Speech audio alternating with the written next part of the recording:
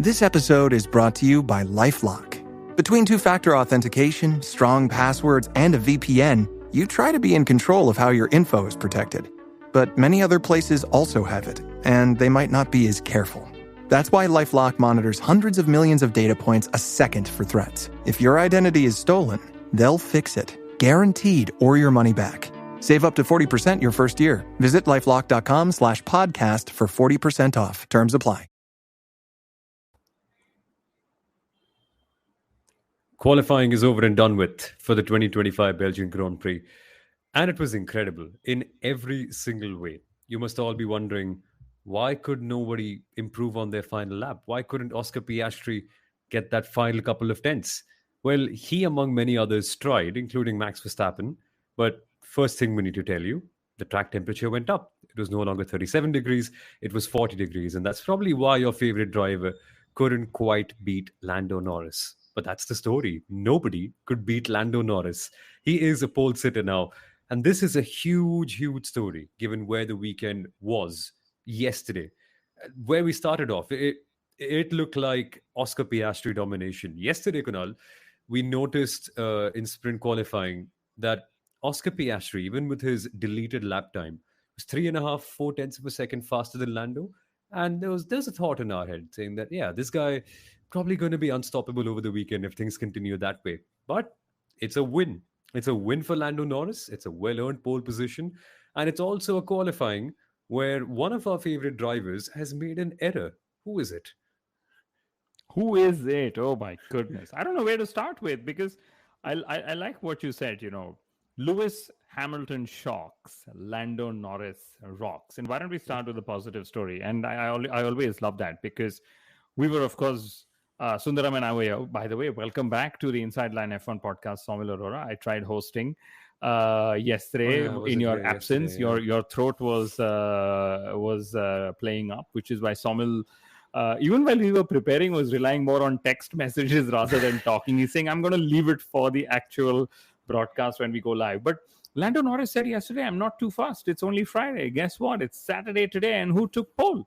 It was Lando Norris. And it was only his first Q3 attempt that was sufficient to give him that pole position, which came in a couple of degrees cooler track temperatures. And I am loving this battle between the McLaren drivers. They know the driver who starts ahead has priority, and Oscar Piastri, after getting overtaken in today's sprint race from pole position, probably thinks I just need to do a max on Lando tomorrow, which is probably what we're going to end up seeing as well.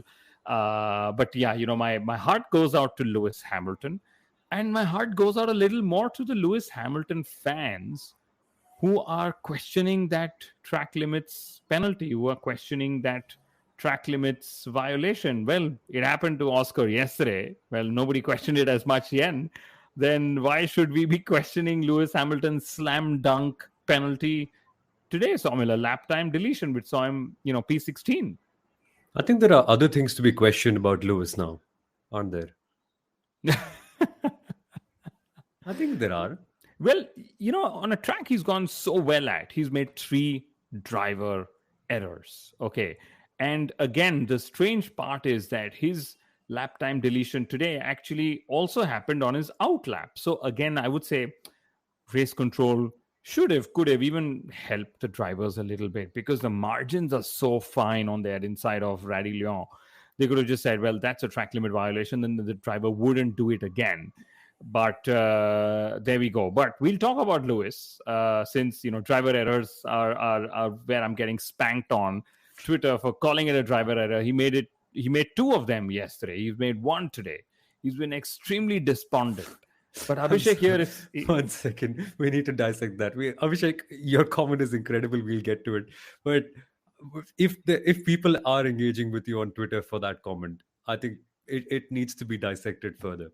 Yesterday, was it a driver error or not?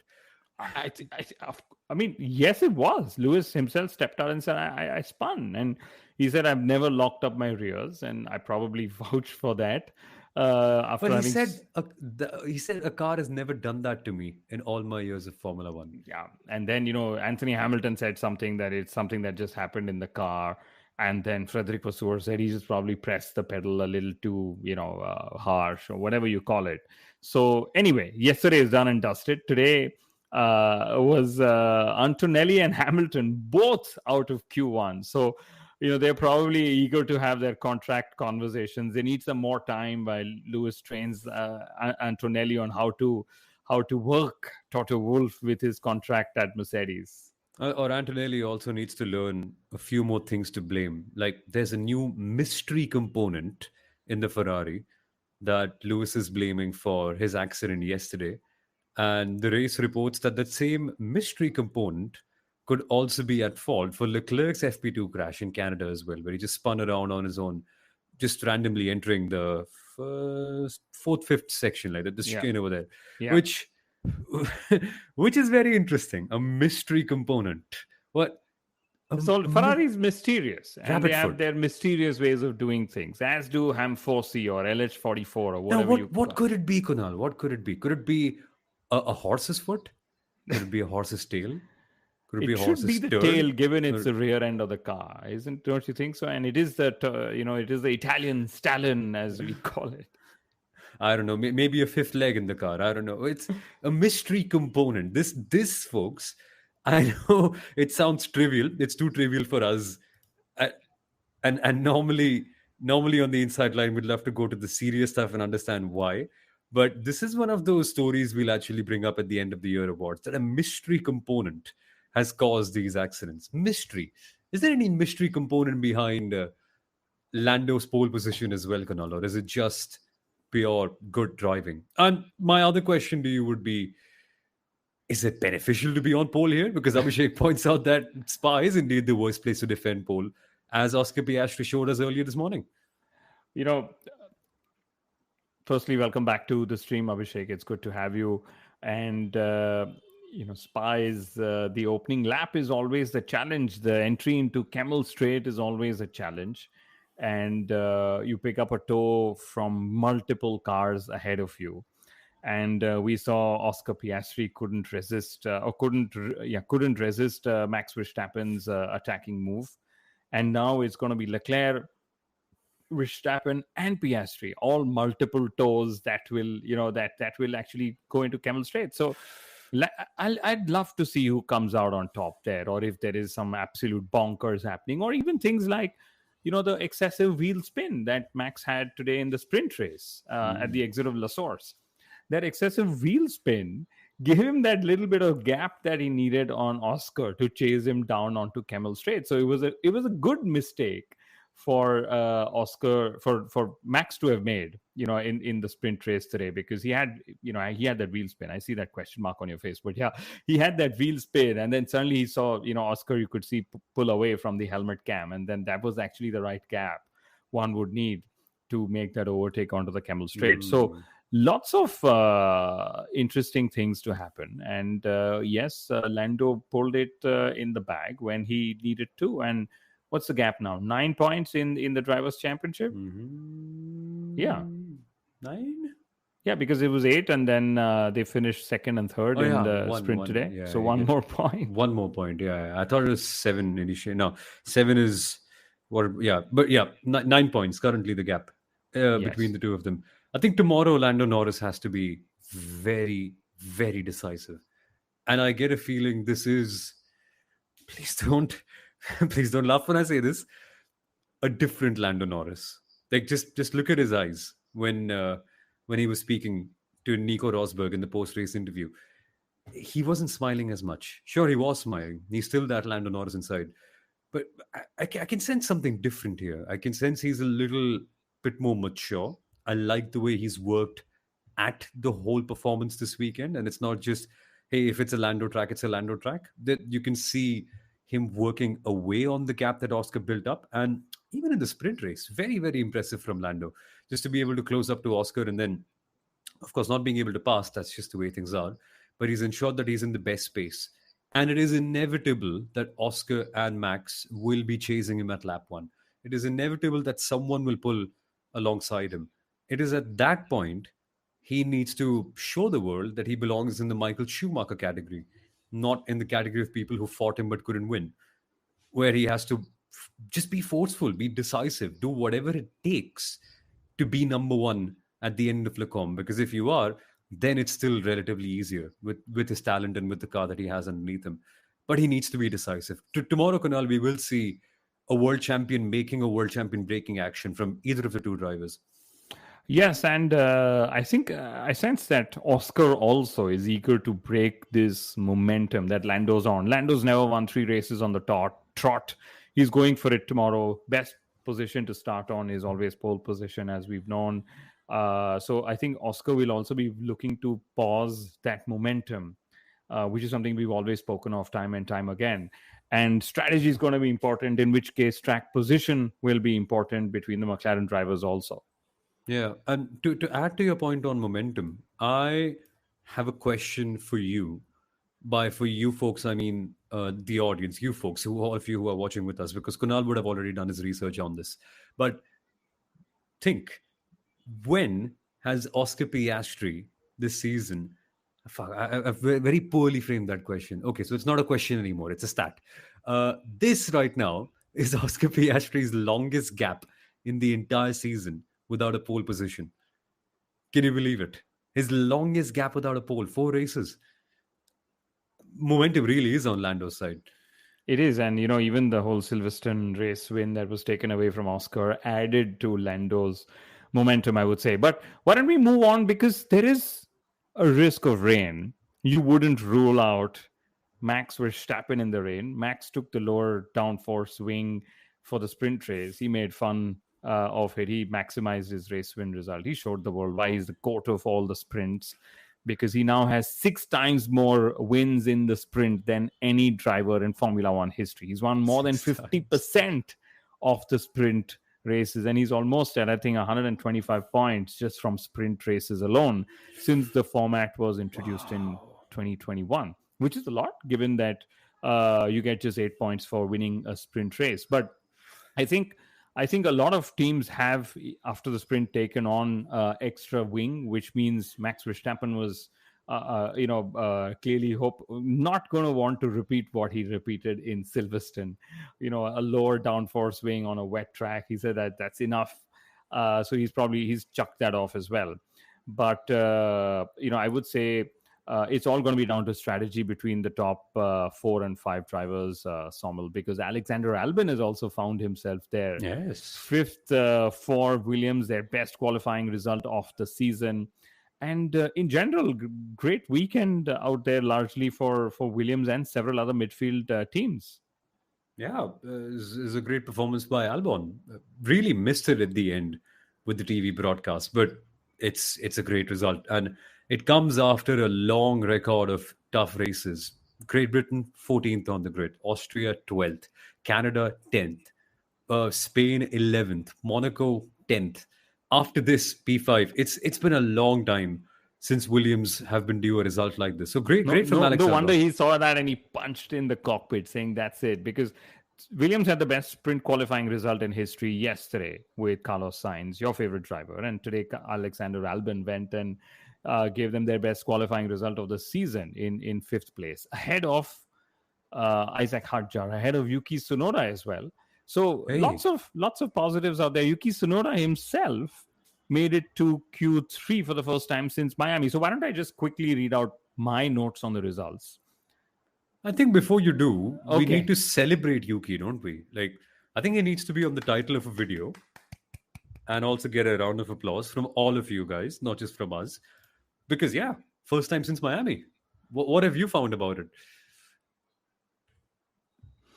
I think it's that one change, which is, the fact that there's Laurent Mekies. And Laurent Mekies has, of course, helped Yuki build speed at Racing Bulls as well.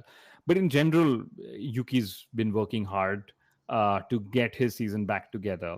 And like I said on the show yesterday, Laurent Mekies has also made some changes in the simulator prep and how Red Bull approaches the Friday. So very, very nice to see Yuki in P7, just behind George Russell. He was 200s out there. So I'm just going to quickly read out the results because I made some notes with it. Lando Norris, of course, now has 4 pole positions. He ties that number with Piastri and Verstappen.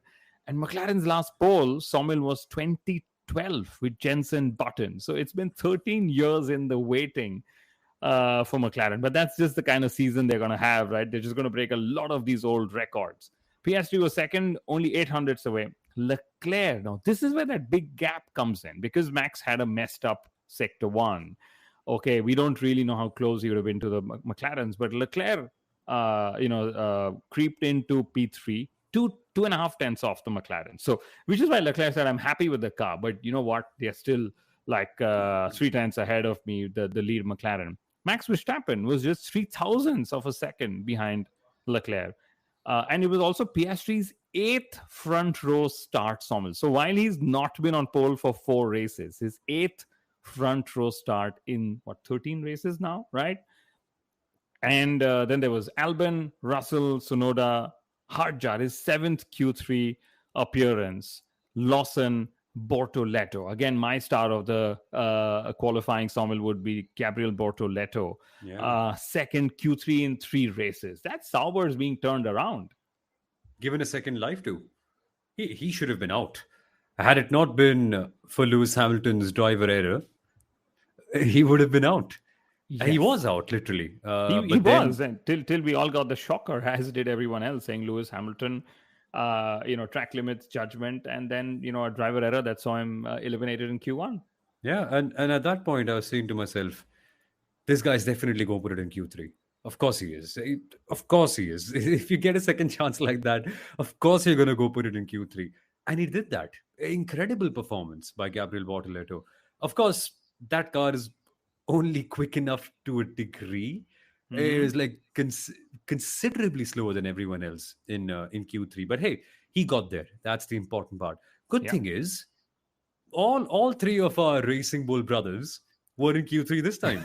Yuki Tsunoda, Isaac Hadjar, and Liam Lawson. And that was very cool. And Liam Lawson also barely behind Isaac Hadjar. I'm just looking at the sheet now. It's 8 200ths of a off. second.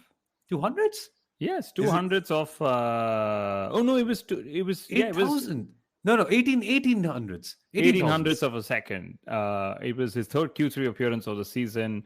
And yes, Abhishek is saying rain on the cards is the only way Max breaks the Spa P4 grid curse tomorrow.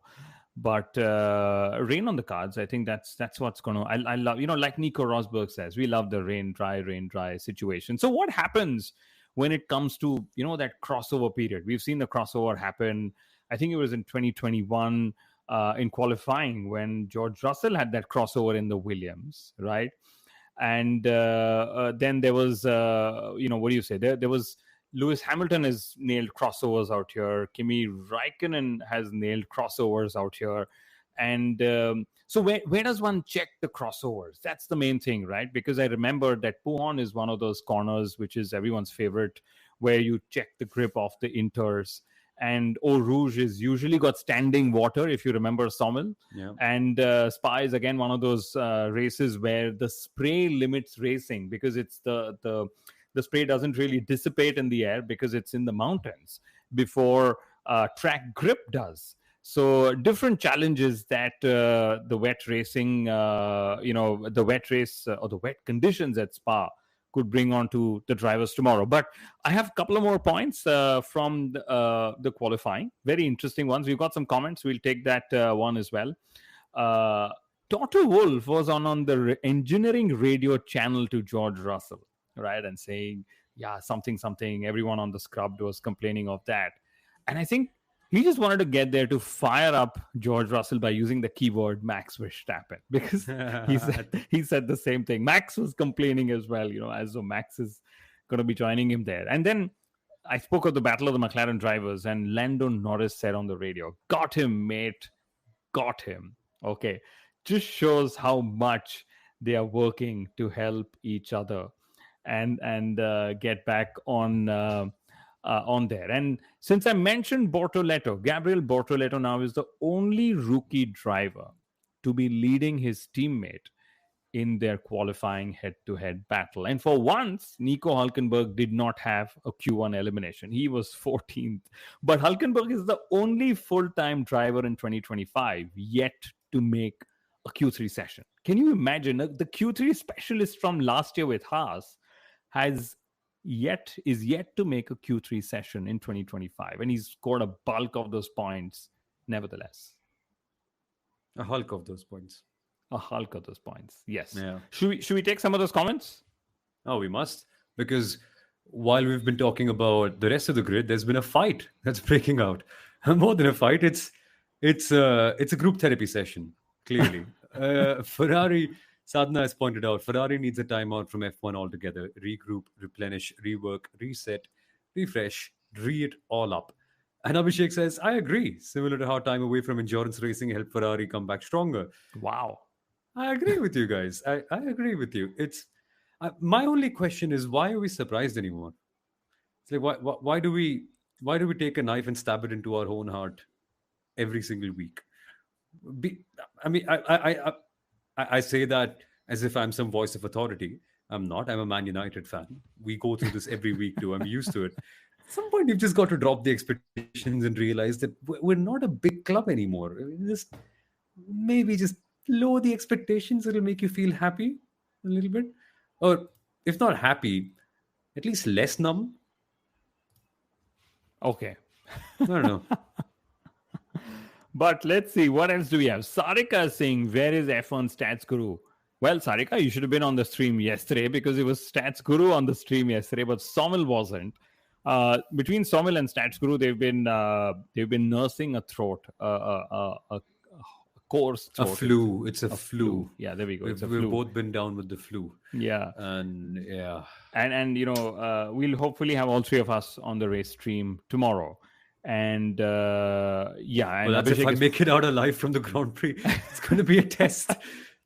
It's not just a long Grand Prix for the drivers, guys. It's a long Grand Prix for the commentators too. So wish me luck tomorrow. Yes. Maybe I'll need all of it and more.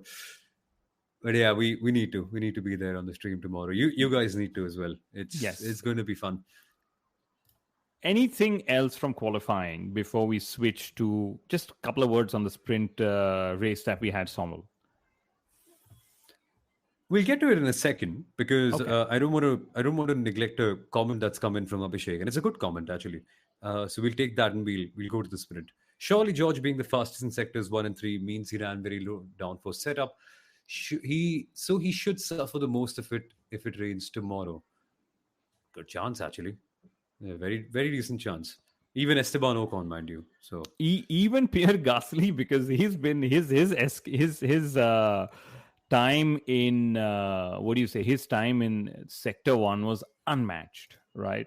I think he was so even Pierre Gasly, but I think a lot of these drivers know it's relatively low downforce to your competitors. It's not just absolute low downforce that they run. But but did you see the size difference between Verstappen's low downforce and high downforce wing? Of course, it's crazy. This reminded me the high downforce package of the 2022 Red Bull, like the Beast Eater. That it was a beautiful looking car. Not quick enough for pole. So what's the point? Yes. Okay, so quick words on the sprint race that we had. Yes. Yeah, what do you make of it? Yeah, I think it was boring. It was the strange thing is the sprint. No, I'll tell you what. I'll tell you there was no overtaking. There was DRS trains. Okay, I'll put it this way.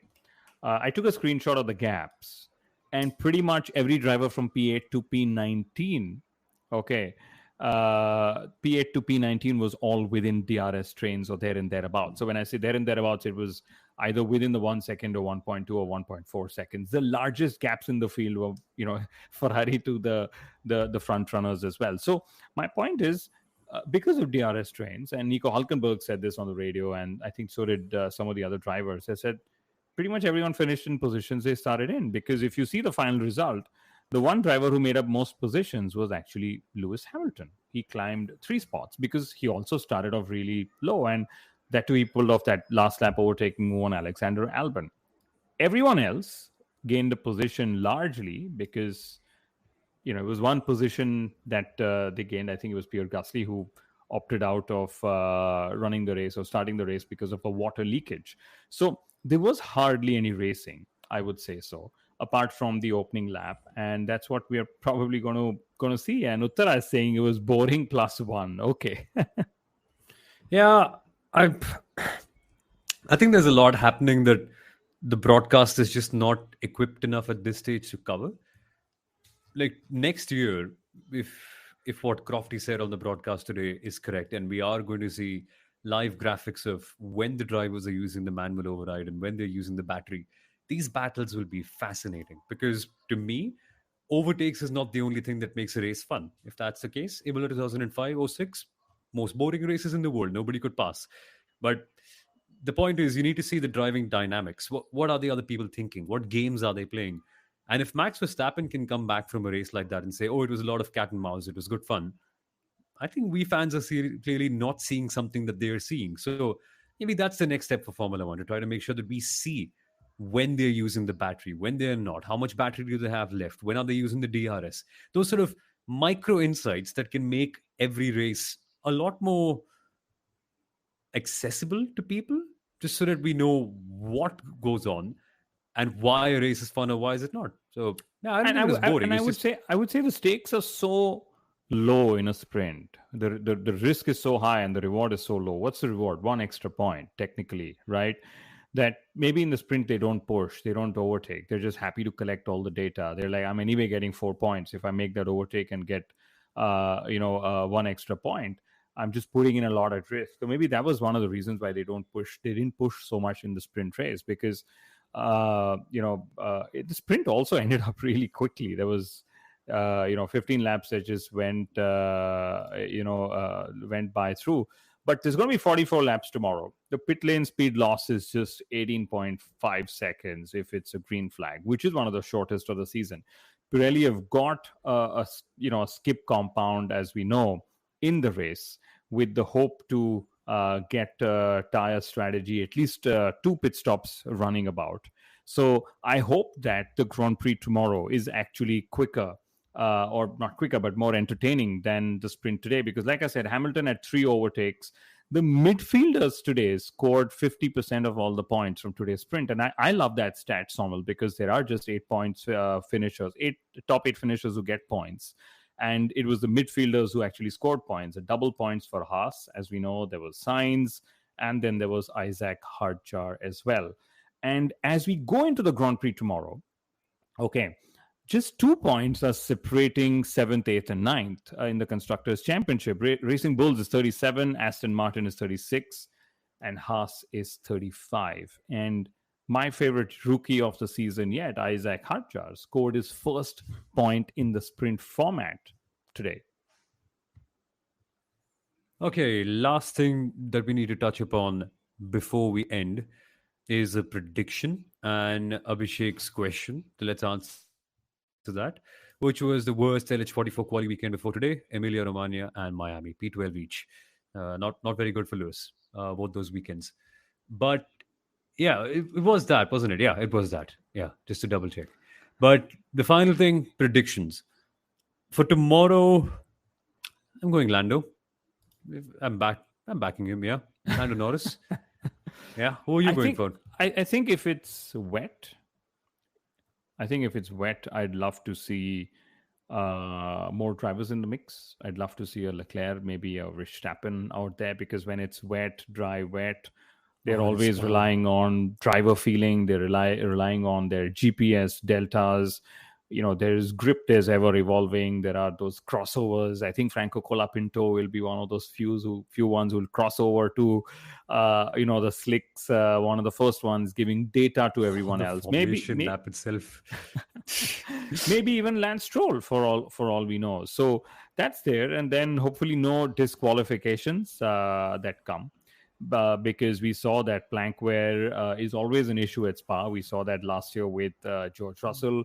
We saw the year before that Red Bulls were actually lifting through Eau Rouge to make sure that they weren't bottoming out too much, and so on. So I think what I love about Spa, like you said, there are lots of narratives. It is what you choose to pick from that narrative.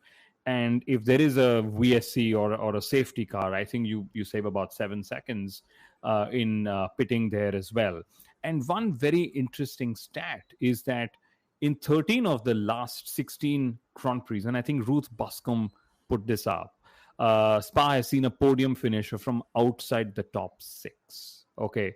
So teams that build flexibility into stint lengths and compound plans, and sprint weekend means even fewer number of tires to work with, will actually be in a greater chance to maximize all the unpredictability that it might throw tomorrow. I shouldn't ask you about predictions. You never give me an answer. I predict there's going to be rain, wet, dry, wet, and then we'll probably end with a dry-ish race. Winner. I would pick. Okay, I'm going to go bold. I think I'm going to put Leclerc as the winner in the wet. He's got track position. He's got as Ferrari runs more and more kilometers on the new upgrades, they will learn more.